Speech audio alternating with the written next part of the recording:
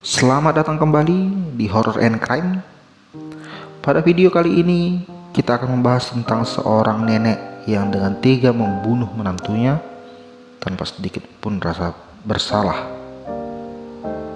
Jika pepatah mengatakan jangan menilai buku dari sampulnya, maka pepatah itulah yang paling cocok untuk menggambarkan kejadian kali ini. Kami Horror and Crime, inilah kisah Cynthia Sedibaka. Cynthia lahir pada tanggal 11 Februari 1951 di Fallbrook, California. Cynthia memiliki seorang putri bernama Laura yang selalu terlihat ceria, dikenal baik oleh sekitarnya dan juga disebut sebagai seorang yang penyayang. Laura kemudian bertemu dengan Geward Estacio. Keduanya menjalin hubungan dan pada akhirnya sampai ke jenjang pernikahan di tahun 2001. Geward memiliki 2 anak dari pernikahannya sebelumnya, dan keduanya mampu mencukupi kebutuhan keluarga dengan bekerja di bidang yang sama menjadi agen real estate. Laura kemudian melahirkan 2 orang anak lagi. Dari luar, mereka terlihat seperti keluarga yang bahagia. Cynthia, ibu dari Laura, pindah ke rumah yang berdekatan dengan mereka di tahun 2013. Singkat cerita, selama hidup berdekatan dengan menantunya, keduanya sering berbeda pendapat dalam beberapa hal. Geward yang juga melayani sebagai tentara cadangan di Amerika Serikat memiliki pemikiran yang keras. Anak-anak Geward mengaku sulit untuk membuat ayahnya bangga. Geward cenderung keras dalam mendisiplinkan anak-anaknya agar mereka dapat mencapai kesuksesan. Cynthia juga melihat ada memar di tangan Laura. Laura sendiri menyangkal bahwa memar tersebut adalah ulah Geward. Namun dengan alasan ini, Cynthia kemudian pindah di satu atap bersama putrinya dan menantunya pada tahun 2013. Kemudian terbongkarlah bahwa sering terjadi perselisihan antara Geward dan Laura sejak tahun 2001 sampai tahun 2014. Pada hari Selasa 11 Februari 2014 yang menjadi hari ulang tahun Cynthia, Geward sedang membersihkan rumahnya dan akan pergi menghadiri lomba yang diikuti oleh putrinya. Pada pukul 8 pagi, tetangga sekitar menelepon polisi untuk melaporkan suara tembakan dan teriakan minta tolong dari rumah Geward. Polisi kemudian mendatangi rumah Geward dan mendapatinya ditembak 12 kali ketika sedang mengangkat jemuran. Dispatcher number 10, may I help you? Hi, I was in my bathroom doing my hair and I could hear what sounded like gunshots, and I opened my window and I hear it sounds like a man saying, help me, help me. I just heard the shot again. Phone, I'm listening. Yeah, there was some gunshots fired, about 5 of them behind my house, and now I can hear someone yelling, help me. Oh, another gunshot. Another shot. I hear it. Another one. 3 more, okay. Geward yang tertembak dan mengalami pendarahan berhasil kabur dari belakang rumah ke dapurnya. Dia kemudian mengunci pintu, namun penembak mengejar dan menembak lagi pada saat dia sedang mencoba merangkak menjauh dari si penembak. Polisi kemudian menghubungi keluarga Geward yang pada saat itu tidak di rumah untuk melaporkan kejadian tersebut. Seluruh keluarga kemudian berkumpul di rumah kecuali Cynthia. Laura kemudian memberitahukan kemana kira-kira Cynthia pergi dan polisi berhasil menemukannya beberapa jam kemudian di kedai kopi favorit Cynthia dan menginterogasinya kemudian.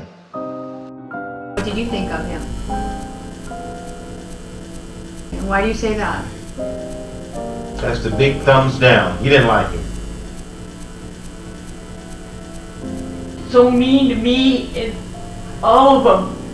He's mean to everybody? Yes, he is. Anybody try to stop him? Can't stop him. It sounds like somebody had to stop him, or I did. I did. I was guilty. somebody had to stop him. I did. Okay, so Is he dead? you tell me. Gotta be dead. You think he's dead? I hope so. Hasil interogasi polisi berhasil menyingkap kejadian. Cynthia juga akan mengakhiri lomba cucunya ketika bertemu dengan Geward. Sebelum pergi mereka bertengkar. Cynthia mengenakan baju baseball dan ini mengundang komentar dari Geward yang berkata bahwa Cynthia berpakaian seperti seorang gangster. Cynthia sangat marah dan mengambil pistol yang disimpan di samping tempat tidurnya dan menembak Geward dari belakang yang saat itu sedang menjemur pakaian. Merasa tidak puas, dia mengambil peluru dari mobilnya dan kemudian mengejar Geward yang lari ke dapur dan menembaknya 5 kali lagi. Cynthia kemudian kembali lagi ke mobilnya dan mengisi peluru lagi dan menembaknya lagi. Cynthia kemudian pergi ke tempat makan dan berjudi di sebuah kasino tanpa rasa bersalah sedikit pun. Dia kemudian pergi ke kedai kopi di mana dia ditangkap oleh pihak kepolisian. Did he say anything to you? Oh, Grandma, I love you. He said that to you? Yeah, After you shot him, he said, Grandma, I love you? yeah. God damn. Did you check to see if he was dead? I didn't care. Is he alive? He's not? Oh, good. Oh, thank you. Cynthia diadili 3 tahun kemudian pada bulan Februari 2017. Kemudian diketahui bahwa Cynthia membeli pistol tersebut 3 minggu sebelum penembakan terjadi dan berlatih menembak beberapa kali sebelum kejadian. Diketahui Cynthia memang membeli senjata tersebut untuk membunuh Geward jika mereka bertengkar lagi. Laura bersaksi bahwa Geward melakukan tindak kekerasan kepadanya, namun karena kurang bukti kesaksian tersebut tidak diterima. Laura juga mengaku bahwa Geward membuang abu dari mendiang suaminya sebelumnya yang dikremasi, namun ini juga tidak dikonfirmasi oleh pengadilan. Kejiwaan Cynthia diperiksa untuk memastikan apakah dia sadar dan waras dalam tindakannya. Hasilnya menunjukkan bahwa Cynthia sadar dan waras dalam tindakannya, dan hal ini menutup kemungkinan Cynthia dirawat di rumah sakit jiwa daripada harus ditahan di penjara. Pada bulan Maret, Cynthia kemudian dijatuhi hukuman seumur hidup di penjara dan kemungkinan pengampunan setelah 50 tahun. Namun Cynthia yang pada saat itu sudah berumur 66 tahun membuatnya tidak mungkin lagi menghirup udara bebas. Laura mengaku menyayangi ibunya dan Geward dan berkata dia tidak tahu apa yang diinginkannya dan merasa rugi jika ibunya dihukum mati atau tidak dihukum. Cynthia dipandang sebagai pembunuh keji karena melakukan tindak pembunuhan tanpa sedikit pun rasa bersalah. Geward bukanlah suami yang sempurna.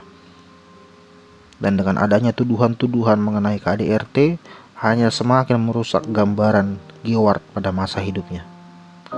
Namun demikian, putra sulungnya mengakui bahwa Geward adalah orang yang penyayang dan baik. Dia menganggap bahwa ketegasan dari Geward hanyalah untuk membentuk anak-anaknya agar bisa menjadi orang yang diinginkan Geward. Demikianlah video kali ini. Kami Horror and Crime membuat video-video horor dan kriminal. Jika Anda menyukai video kami, silahkan subscribe dan klik tanda lonceng untuk mendapatkan notifikasi saat kami merilis video berikutnya. Kami Horror and Crime, sampai bertemu di video selanjutnya.